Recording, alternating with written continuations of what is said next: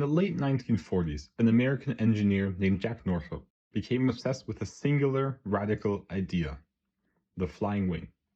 He believed that if you stripped away the tail and fuselage, the parts of the plane that don't produce lift, you'd, at least in theory, have the most efficient plane ever built. But he also noticed something else. Without those vertical surfaces, his planes were strangely difficult for radar to track. Northrop was onto something, but the math of the era just wasn't ready to help him. Fast forward to 1962. A Soviet physicist, Pyotr Amphis, publishes a seemingly obscure technical paper in which he's laid out the mathematical groundwork for calculating how electromagnetic waves scatter off flat surfaces. The Soviet Union looked at it, shrugged, and decided it had no obvious military value. They even cleared it for international publication. They didn't realize that they had just handed the world the cheat code for invisibility. When a Lockheed analyst stumbled across a translation of the forgotten paper, he realized the Russian physicist had solved the unsolvable. He saw that while the math for a curved wing was still too complex for computers, the math for flat, angled panels was finally within reach. This single realization moved stealth from the realm of what if into the realm of hardware. It triggered the secret design revolution that transformed the jagged, so-called hopeless diamond of the 1970s into the smooth, haunting silhouettes of the 21st century. Planes that don't just hide from radar, but effectively rewrite the laws of detection. Now, let's explore exactly what happened, how radar and stealth even work, and why this transforms our world today.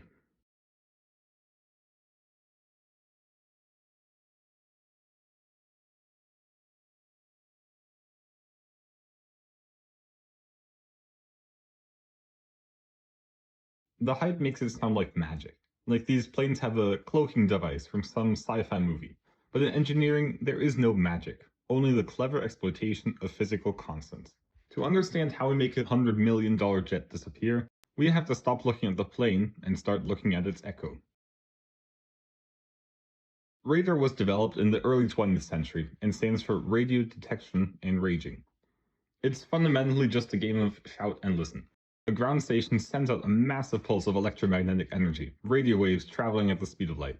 That pulse hits an object, bounces off, and a tiny fraction of that energy returns to the receiver.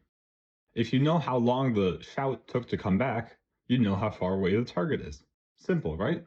But the physics of that trip is where the stealth starts to happen. To understand why stealth is so difficult, we have to build the math from the ground up. Let's derive the radar range equation. We start with our transmitter. It pumps out power, which we'll call PT. If that energy radiated equally in every direction, the power density at a distance r would be spread over the surface of a giant sphere. So we divide by the surface area at the radius r. But radar isn't a light bulb, it's a spotlight. We use a high gain antenna to focus that energy. We represent this focus with G, the gain. Now, the energy hits the plane, but the plane, it isn't a perfect mirror. How much energy it intercepts and reflects back towards the radar depends on its radar cross-section, represented by sigma. Think of sigma as the effective area the plane presents to the radar pulse. This reflected power now has to travel all the way back to the ground station. Just like the outbound trip, this energy spreads out over another sphere as it travels. By the time it reaches our receiver, the power density has been divided by another 4 pi r squared. Finally, the radar antenna has to actually catch that returning energy. The bigger the antenna, the more it catches. We call this the effective aperture, or AE. When we multiply our power density by the catch area of our antenna, we get the total power received, PR. The real formula, however, is a bit more complex, since the same antenna is used for both transmitting and receiving, so the effective aperture is mathematically related to the gain and the wavelength lambda. Since most of these are constants, we can just look at the relationship between the received energy and the distance r. This is the inverse fourth power law, which has proven itself as the engineer's curse. It is the single most punishing relationship in all of sensor physics. It means that if a plane flies twice as far away, the signal reaching the radar doesn't just get twice as weak, or 4 times as weak, it gets 16 times weaker. So, If the physics of the vacuum is already doing so much work to hide the plane by swallowing up the signal, why can we see normal planes at all? It comes down to one variable in the radar range equation, sigma, the radar cross-section. While we can't change the laws of physics or the power of the enemy's radar, we can change how much that plane reflects back in the first place. If we can make sigma small enough, if we can turn that shout into a whisper, the inverse force power law will do the rest of the work for us, burying the echo in the background noise of the universe. But as we're about to see, reducing that echo is a lot harder than just painting the plane black. Now, back to the story. Physicists soon realized that radar isn't some mystical force. It's just light at a frequency we can't see. And if radar is light, then an airplane is just a collection of mirrors. If you want to be invisible, you don't actually have to be transparent. You just have to master specular reflection. In reality, most flat surfaces aren't flat at all. They have microscopic ridges and valleys that bounce light in many different directions, depending on the surface the light hits. In our situation, some of those light bounces are almost guaranteed to get back to the radar receiver, and you can't control them. So this property, called diffuse reflection, is exactly what you want to avoid when designing a stealth aircraft. When a radar wave hits a flat, polished surface, however, it bounces off at the exact angle it arrives, called specular reflection. If that surface is angled even slightly away from the radar dish, the energy is beamed into deep space, leaving the receiver with nothing, a void. By the 1970s, the skunkworks team at the American aerospace company Lockheed Martin had the equations they needed. They also had the math to predict these reflections, but they hit a wall: processing power. Calculating how radar waves creep and scatter over a smooth, curved cockpit or a rounded fuselage requires solving complex partial differential equations across every square millimeter of the jet. To the computers of 1975, a simple curve was an infinite workload. So, an engineer named Dennis Overholser proposed a workaround. If the computer couldn't handle curves, they would just get rid of them.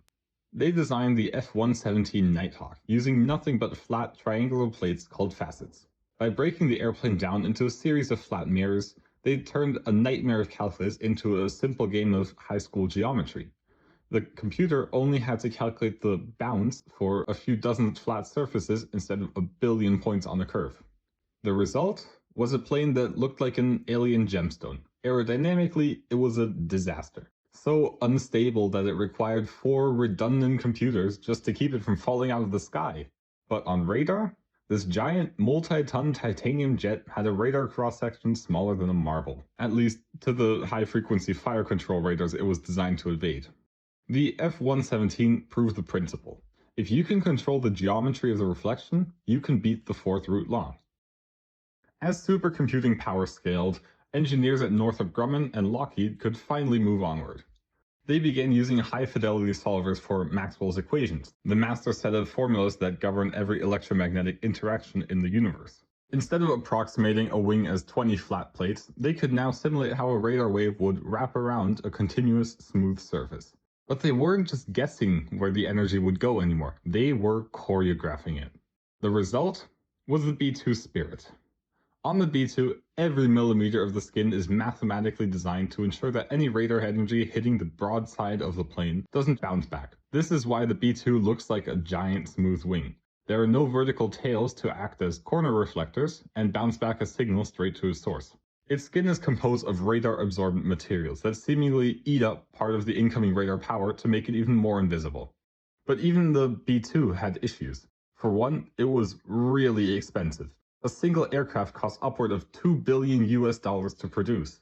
The special material on its skin required climate-controlled hangars and repainting every couple of years to ensure that the plane stays invisible. On average, each one requires around 120 hours of maintenance for every hour it flies. Can you imagine if your standard commercial jet needed that? In total, the B-2 was a masterclass in physics, but a nightmare in logistics. Now, fast forward another 30 years to 2011. The US Air Force decides that a modern alternative is needed, one that fixes the issues of the B-2. That's where the B-21 radar comes in. If the B-2 was the proof that we could solve Maxwell's equations for curved surfaces, its little brother, the B-21, is the proof that we can make those solutions practical. Modern high-fidelity solvers and advanced composite manufacturing have allowed designers to refine the flying wing shape even further. On the B-21, the transitions are even more seamless, and the engine inlets are so deeply integrated into the fuselage that they barely disrupt the electromagnetic flow. There's AI and digital warfare baked into every corner. If everything goes to plan, it will be the world's first sixth-generation aircraft. But the Americans aren't the only ones. The physics we've discussed, the force root law, the inverse force power law, and specular reflection, they aren't just American secrets anymore. Now, they are universal constants. And the rest of the world has been paying attention.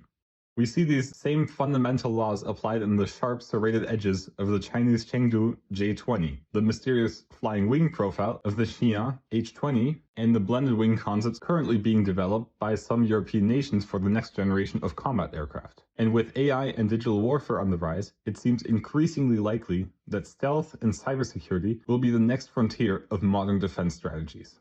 It's truly a strange shift in history. The story of stealth has evolved from a lone discovery in a dusty Soviet journal into a high-stakes global competition of optimization. And that gives us a unique new perspective on how the future could look.